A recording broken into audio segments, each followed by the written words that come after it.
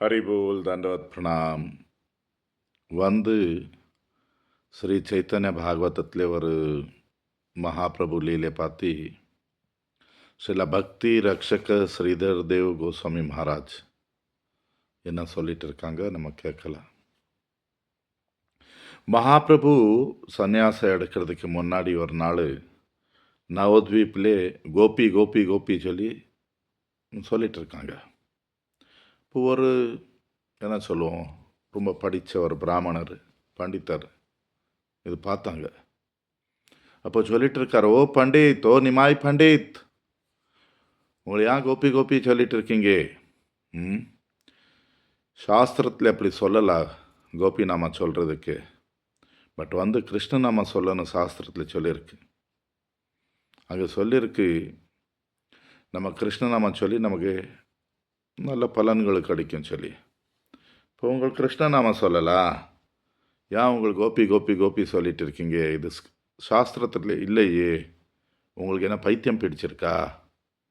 இப்படி டைம் ஏன் வீணா இது வேஸ்ட் பண்ணிட்டு இருக்கீங்க?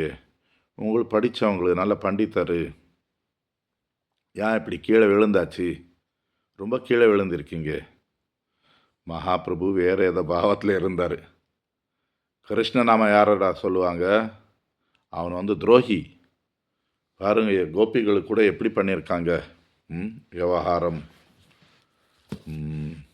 கோபிகள் எப்படிப்பட்ட உயர்ந்த ஒரு அனுபவம் காட்டினாங்க. இவன் கிருஷ்ணன் எவ்வளோ குரூரமாக இருக்கான். அப்போ கூட அவங்களுக்கு விட்டு மதுரா துவாரகா போயாச்சு. கண்ணீர் பொட்டு வச்சு அந்த கோபிகளுக்கு. அந்த கிருஷ்ணனுக்கு நாம் யார் எடுப்பான்? நீ என்ன கிருஷ்ணன் பார்ட்டி அவ்வளோனா? கிருஷ்ணன் பார்ட்டி என்றைக்கு சொல்லி கொடுக்க வந்திருக்கியா? உனக்கு ஒரு நல்ல பாடம் சொல்லி கொடுப்பேன், படிப்பு சொல்லி ஒரு கம்பு வச்சு அடிக்க போனார். அவன் பாவம் ஓடி போனான். அவன் நினச்சது மகாபிரபுக்கு பைத்தியம் பிடிச்சாச்சு சொல்லி. அவன் நினச்சது நிமாய் பண்டித் கதை முடிஞ்சது சொல்லி முழு பைத்தியம் சொல்லி ஓடிப்போனான்.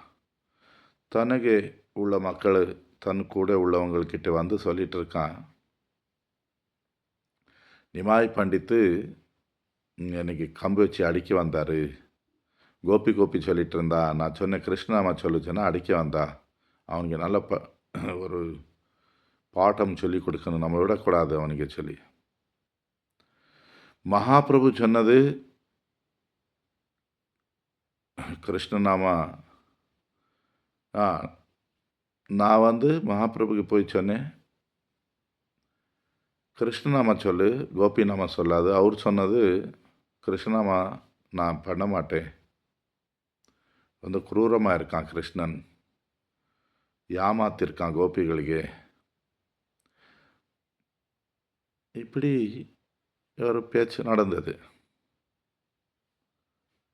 நம்ம நிலைமை என்ன இந்த சூழ்நிலையில்? இப்போ சில பக்தி ரக்ஷ ஸ்ரீதர் தேவ் கோஸ்வாமி மகாராஜ் சொல்லிட்டு இருக்காரு, அவன் கிருஷ்ணர் யார் அவருக்கு சேவை பண்ணுவாங்க, அவங்களுக்கு ஒரு வாழ்க்கைக்கு ஒரு நோக்கம் கொடுத்துருக்காங்க. பட் நம்ம கோபிகள் பக்கம் இருக்கோம்.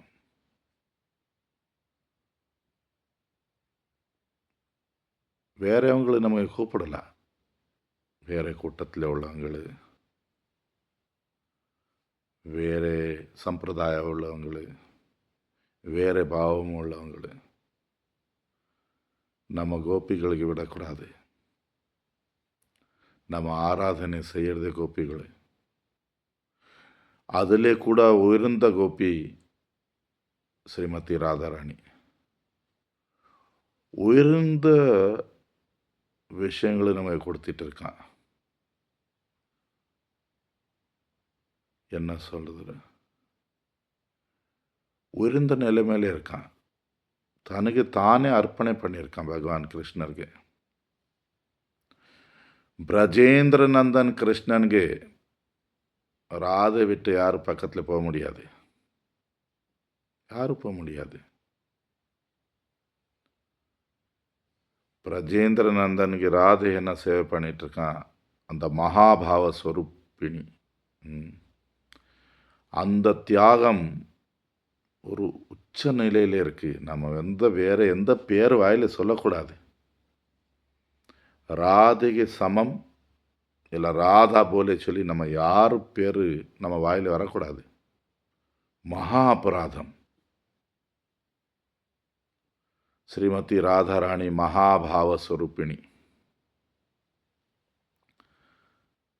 அவள என்ன சொல்கிறது, ஸ்டாண்டர்ட்ஸ் சொல்லுவோம். வேறு யாருமே கிடையாது. அந்த 100 கோடி வேற கோபிகளுக்கு கூட சேர்ந்து ராதைக்கு சமம் வர முடியாது. நம்ம யோசனை பண்ணி பார்க்கணும். நித்தியமா தனக்கு தானே பகவானுக்கு கொடுத்துட்டு இருக்கான். முழு சரணாகதி. அதுக்கு மேலே நம்ம இந்த உலகத்தில் எந்த சாஸ்திரத்தில் ராதா போல வேறு யாரும் கிடையாது. லக்ஷ்மி தேவிக்கு கிருஷ்ணர்கிட்ட இடமே கிடையாது. அதே போல நாராயணன் ராதை கிட்ட போக முடியாது. துவாரகா கிருஷ்ணன், மதுரா கிருஷ்ணன், எந்த கோபன் யாருமே ராதை கிட்ட போக முடியாது. பிரஜேந்திர நந்தன கிருஷ்ண விட்டு வேற யாரு ராதை கிட்ட போக முடியாது. நம்ம ராசலையில பார்த்தா எல்லா கோபிகளும் சமமாக இருக்கான். அப்படி இருக்கு. ஒரு நாள் ராதாராணிக்கு மானம், ஒரு அனுபவில உள்ள ஒரு கோபம் சொல்லலாம், பொறாமை சொல்லலாம். அனுபவில உள்ளது, இந்த உலகத்தில் உள்ளதல்ல.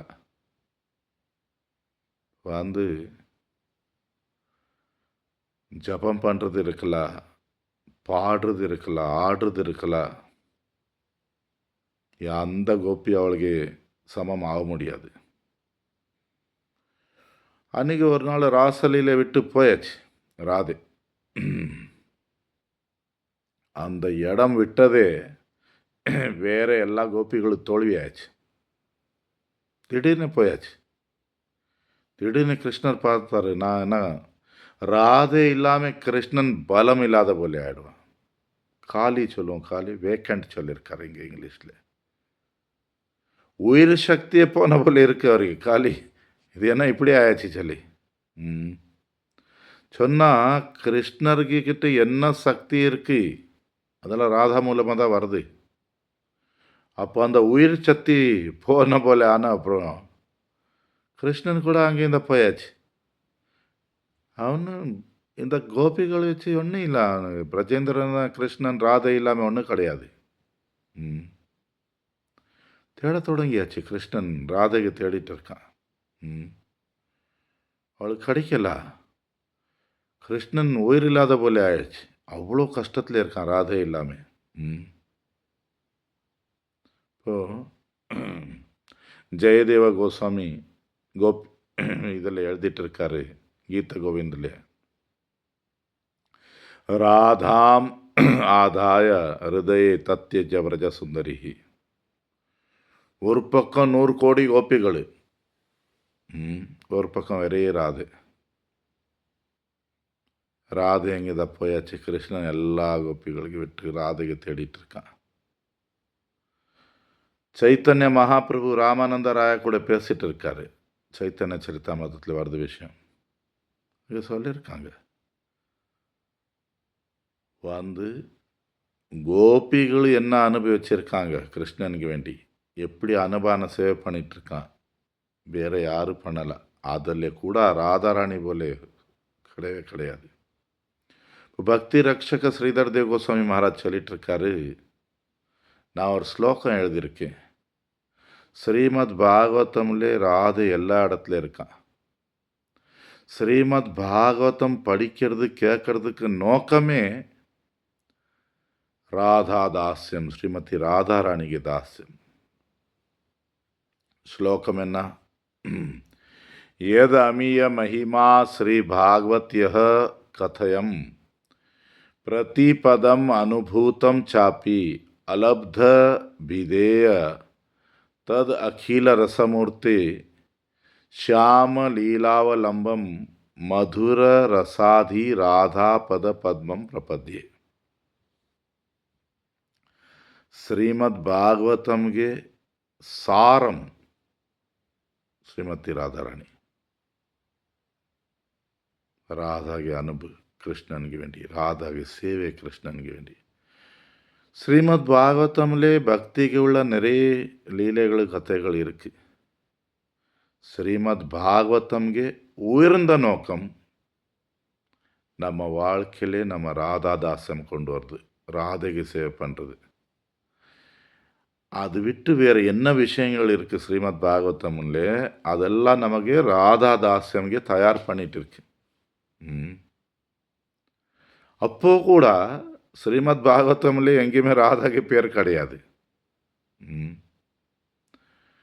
ஸ்ரீமத் பாகவதம்ல இருக்க ஒரு ஒரு அச்சரம், ஒரு ஒரு சப்தம் நமக்கு ராதைக்கு உன்னதமான ஒரு நிலைமை காட்டிட்டு இருக்கு. அப்போ கூட அவர் பேர் கிடையாது. கிருஷ்ணன் அகில ரசாமிருத மூர்த்திஹி. அவன் எல்லா விதமான பரவசம் பாவம் திந்த அமிர்தம் உள்ள பகவான் கிருஷ்ணன். அந்த கிருஷ்ணனுக்கு சப்போர்ட்டு கொடுக்கறது அகில ரசாமிருத மூர்த்தி ஸ்ரீமதி ராதாராணி. அந்த அகில ரசாமிருத மூர்த்தி என்ன சொல்லுவோம் கிருஷ்ணனுக்கு, அந்த சக்தி, அந்த அகில ரசாமிருத மூர்த்தி தான் ராதாராணி. எல்லா ரசம் திந்த அமிர்தம் போல இருக்கான். அவள் இந்த ஷாம சுந்தரனுக்கு சப்போர்ட், அவள் மட்டும்தான் ஆக்சுவலி சப்போர்ட் பண்ணிகிட்ருக்கான்.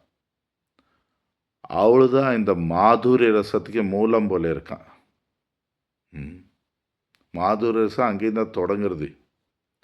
இப்போ கடைசியாக இங்கே சில பக்தி ரக்ஷ ஸ்ரீதர் தேவ் கோஸ்வாமி மகாராஜ் சொல்லிகிட்ருக்காரு, நான் ஸ்ரீமதி ராதாராணிக்கு உயர்ந்த தெய்வீகமான தாமரை பாதத்தில் நான் சரண் எடுத்துகிட்டு இருக்கேன்.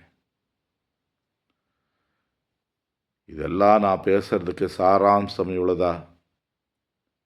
ஸ்ரீமதி ராதாராணி தான் அந்த அகில ரசாமிருத மூர்த்தி ஸ்ரீ கிருஷ்ணனுக்கு உயிர், வாழ்க்கை, பிராணம். கிருஷ்ணனில் எல்லா உயர்ந்த ரசனைகள் இருக்குது, பாவங்கள் இருக்குது. பட் ராதா இல்லாமல் அவன் ஒன்றும் கிடையாது. அந்த ஸ்ரீமதி ராதாராணிக்கு தாமரை பாதத்தில் நான் சரண் எடுத்துக்கிட்டு இருக்கேன். இப்படி இது முடிச்சிட்டு இருக்காரு சில பக்தி ரட்சக் ஸ்ரீதர் தேவ் கோஸ்வாமி மகாராஜ். இந்த புக்குக்கு பேர் இங்கிலீஷில் Sermons of the Guardian of Devotion volume 4. அதில் இது எழுதியிருக்காரு, அவர் சொல்லியிருக்காரு. ஹரி போல், தண்டவத் பிரணாம்.